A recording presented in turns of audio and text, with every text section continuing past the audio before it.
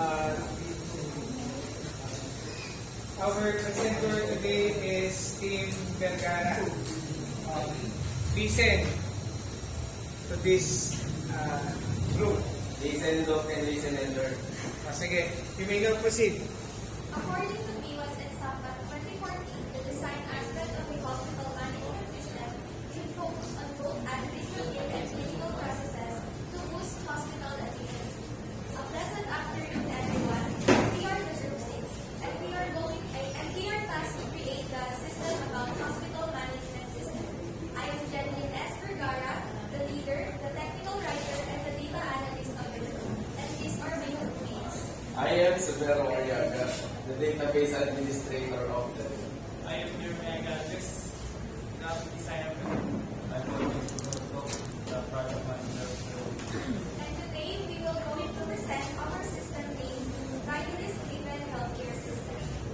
The name Vitalis Driven Healthcare System reflects the commitment to providing life-giving, essential care within a safe, nurturing environment. The word Vitalis signifies vitality or life-giving, while the word Driven represents safety and comfort. And together, the name embodies the mission of every hospital to provide comprehensive and compassionate healthcare that supports both healing and peace of mind.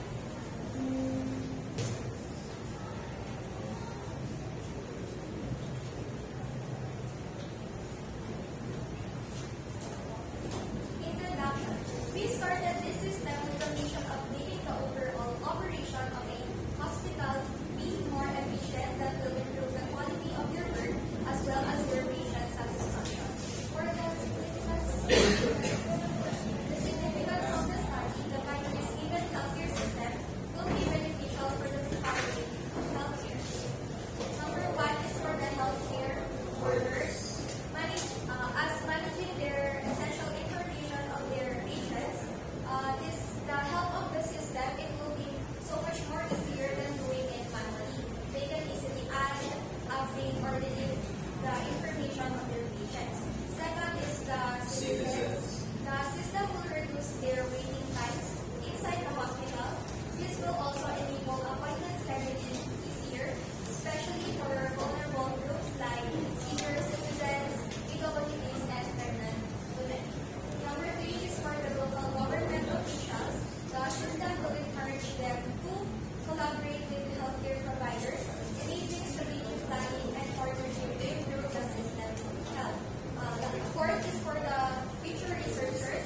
They can use this as their reference in the future, especially if we have the same topic as us. Lastly is for the present researchers, which is us. This allows us to showcase what we have learned throughout the semester. And next is for the scope and limitation. The system is able to Bali, ano yung hindi na kayang gawin?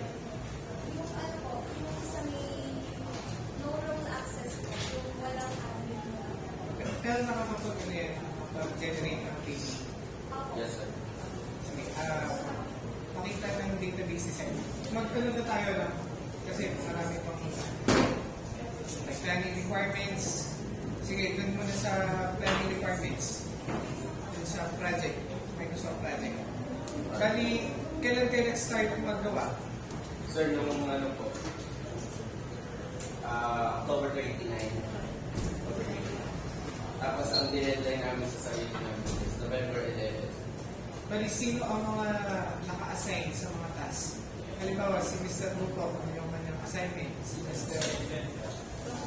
Exec. Si Caldes, Bishop.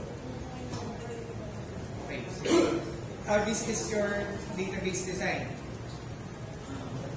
Okay, sige, database design. Okay. Sige, next. Patingin ng yung entity relationship. So, this is the login. Yung screenshot ng patient system. Okay. Sir, pwede yung sa access ko na lang po ipakita yung relationship. Oo, sige. Pero dapat meron din sana dyan. Sige, Hindi mo naman yata na okay po. dapat stable din po. table acts as a crucial tool for managing lab test records within the healthcare system, enabling seamless tracking of test details, results, and associated costs. Medical records, patients. Yung sa patient, di ba, meron bang picture yan? Na, Yung i-attach. oo, meron. Wala, sir. Yung nilagay niyo sa limitation. O kaya, ang gawin niyo, i-add niyo sa isang pictures na record. Kasi dapat, alam mo yung mukha ng yung pasyente, o mukha ng iba naman pala. O, magkakapalit kayo ng sa diagnosis sa treatment. Pero sir, sa rooms po na... Yung rooms, di ba, na-review ba yung halimbawa, economy, ito yung itsura ng walang aircon, electric fan lang, tapos kapag deluxe, ito yung may ganun ba? Hindi Tapos ito ba database ninyo kapag halimbawa available, may naka-ano siya, naka-green. Tapos kapag occupied, naka-red. Hindi po, Hindi, sir. pero naka-show po yun. So, parang nakalagay doon kung available. Itong screen na to, ano to, di ba? That CSV file, di ba? Sa Excel. Yes, sir. Sige, next mo nga. Specialties.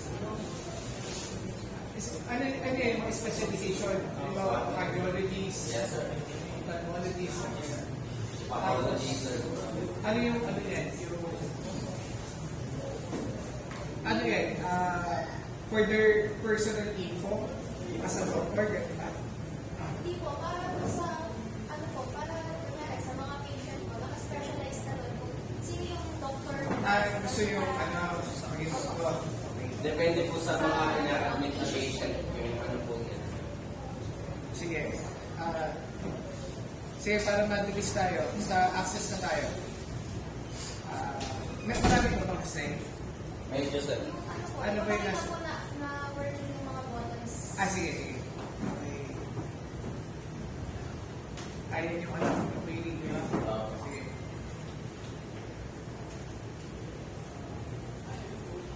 System testing. Sige. Nakapag-provide ba kayo ng 1-2 minute video? Yung nasa Ayaw kanina habang nagsasalita ka. Sige, next.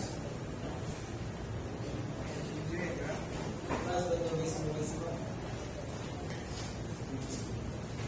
Sige, next pa.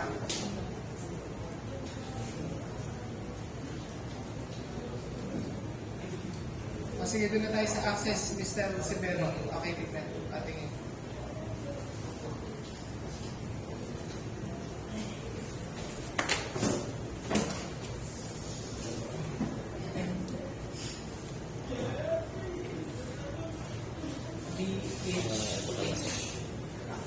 Buti hindi naging BHS. Answer. May auto-exec din po. Bali yung sa username, ano ba yung pwede mag-login dyan? The system admin and the Puro admin lang, sir. puro admin lang. Sige, ulit nga. Halimbawa, nagkamali ako ng password. Ay, hindi. At saka yung password, bakit na babasa? Di ba dapat asterisk yan? Opo, sir. Sige, ulitin mo. Baka nagkamali lang. Hindi po talaga na i-ano sa design, sir. Okay, dapat pag katulad yan, yung security yan, di ba? Si Mr. Hernandez. Siya. Katabi na si Puto. Ang password niya, siyempre, yung security no, ma-hack na. Dapat, pag flag in, naka-asterisk, hindi siya visible. Sige, next. Ano na yun? Minus point. Okay, next is the, ano yan? Ano to? Ano ba to? O Opo. design lang eh. Hindi sir. Yan Sige, na po yung appointment. pinaka-dashboard na. Sige, appointment. Halimbawa, itong pasyente mo, si Deloria, meron siya ng sakit na epilepsy. Kailan siya pwede magpa-appoint? Siyempre, ilalagay mo yung appointment date, di ba? Kung kailan. Kasi yung available doctor. Ba't may error na gano'n? Hindi sir lumalabas yung ano. Yung sa date. Ito medical doctor, Medical record sir. medical record. Opo. O halimbawa, gusto mong i-search yung record ni Bakite sa records. Mag-a-add po muna kayo sir. O sige, halimbawa, nakapag-add ka na. O may dati ka ng existing. Sige sir. Bali, search record. O sige, search record ka Tapos, na. Ano yung isa-search mo dyan? ID po Patient sir. ID. Opo. Sige, Halimbawa po number number 10.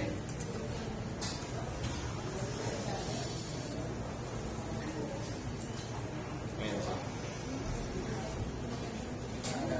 Yung pangalan ng pasyente, hindi nakalagay. ID lang sir. ID lang. For privacy. Opo. Security reason. Paano kung gusto kong kilalanin mabuti kung sino yung patient na yun sa makikita yun? Sa ano sir, sa patient management. Halimbawa, 18. 18. Ayun. Ayan sir. Yun yung...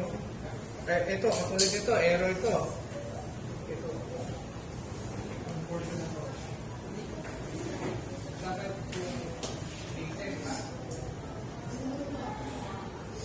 Ano ang birthday niya? Ano siya? Ano ba? Sige nga, mag-ano ka? I-update mo. Pwede na ko to. Nakakapag-edit ba yan? Halimbawa, i-edit mo yung record na yun. Hindi. Hindi. Ay, I-update, update diba? lang sir. Sige, update mo. Wala po. Papangalan na lang sir. O, sige, pangalan. Halimbawa, Ipuloy. Idol ni, ano yun? Ni Bakite. Yes sir. O, sige, Pag in-update po natin. Kapag in-update mo, o sige, close mo yan. Hanapin ko So, sa hanapin mo, ano number yun? 18 po. Yun na kaya yung lilitaw? Apo. Okay, sige. Pero ito, napapalitan ito ba? O may Hindi, error? sir. May error po yan. May error. O ngayon, para saan, bakit ka mag-delete ng record? Pagka na-discharge na sir. Pag na-discharge na. Opo. Pero paano, kasi yung, di ba may mga ospital, naghahanap ng history record. Opo. Kahit 5 years na, 10 years na, tapos biglang nagkasakit.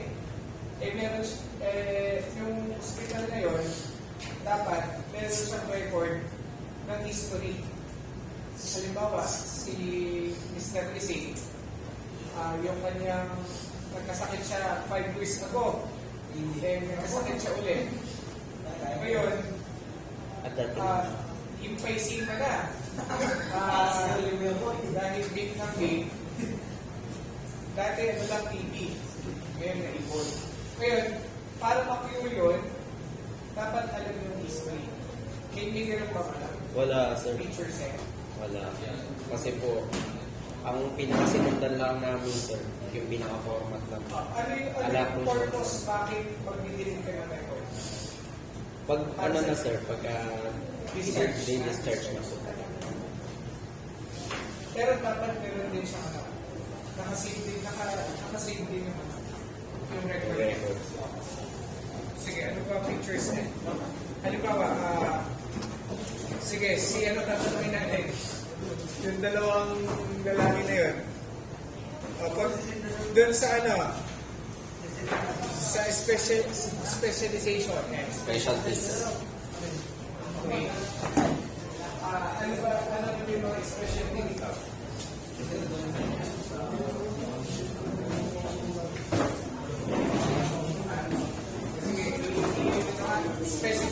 yung mga specialization na natin. Pathology, sir. Ay,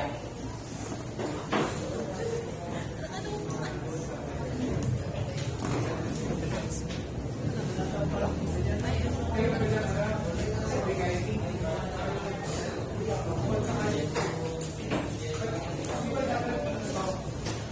GIST, diba? GIST. Cardiologist. Neurologist. Sige, okay na. Ano pa? Sige, i-search mo nga ito. Ano nangyari? ay wala siya. Ano yung naka-record dyan? Ayan, sir. Neurology, pediatrics, Number siya. Opo. Okay. orthopedics. O dapat yung pagsa-search niya, hindi lang din number dapat. Sa bagay ID kasi yun. Opo. ID po yung relationship nila. Kaya yung description niya, meron siyang description kung ano yung surgery niya. Sige nga, mag-type ka na iba. 7. Yes, with child. Ano pa yung, ano niya, ano pa yung makikita natin dyan sa system niya? Ito, sir, lagi may back to main nila lagi. Room admission, sir. Halimbawa, lalabas na ako, mag-discharge na ako. Siyempre, yung doktor ko, pag-prescribe siya ng gamot, di ba? Antibiotics, meron ba yan dyan? Meron, sir, prescription. Sige nga, ito ko lang. Ito, sir. Ayan. Ngayon, ito, doktor ang naglalagay na, di ba? Kung anong miligram, anong dosage, kailan i-email, anong beses inom. Ayan. Tapos pagka natapos nila yung yung pag-inom, meron bang schedule na appointment? Babalik siya para mag-check up. Appointment, sir. Balik, sir, babalik po tayo dito sa appointment, sir. Tapos, magre-record na lang po ulit. Magre-record na lang Oo. siya. Hindi siya naka-continuous. Na, halimbawa, may prescription na kagad, schedule na siya agad. Na, dito sa prescription, meron na kagad siyang schedule ng kanyang appointment. Wala. Kaya i-add niya. Sige, ano pa ang ito ba, sige, dashboard, yun na yun, di ba? Tama ba? Opo. Yung about us na yun, nakikix na yun, ito na talaga. Ba't hindi nakiking? Sino designer ng ano yan? Saan ito gawa? Sa kanta?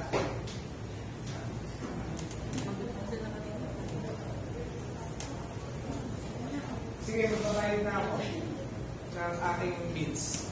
Sige, pay bills. Halimbawa, ang aking amount na babayaran is 1.2 million kasi isang buwan sa ICU eh.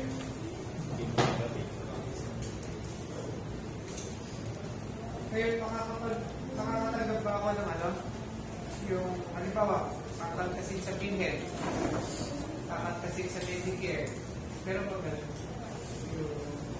Ngayon, ano na siya, computed na siya, ito na lang yung babayaran mo. Halimbawa, hindi sa 1.2, magiging na lang, 600K. Nabawas si PhilHealth, nabawas si figures mo. Nagiging na lang sa atin. Tapos, directly, receipt. Ayun, okay na. Ito naman process payment. Kaya, di ba sa payment, meron tayong mga different types of payment. Yung bank payment, credit card, cash, or essential. Cheque. May ganun ba option din? Sige nga po. Hindi ba na dito? Nakaano kami, sir, eh. Hindi siya siniselect. Naka-link siya sir sa may table po. Ito bang ano ay dollars? Pag gawin yung peso. No? Sige sir. Gawin yung peso. Sa table lang yun sir. Sige, okay na. Diyan na kayo sa harap. Mag-picture na tayo. Next group na. Sino na?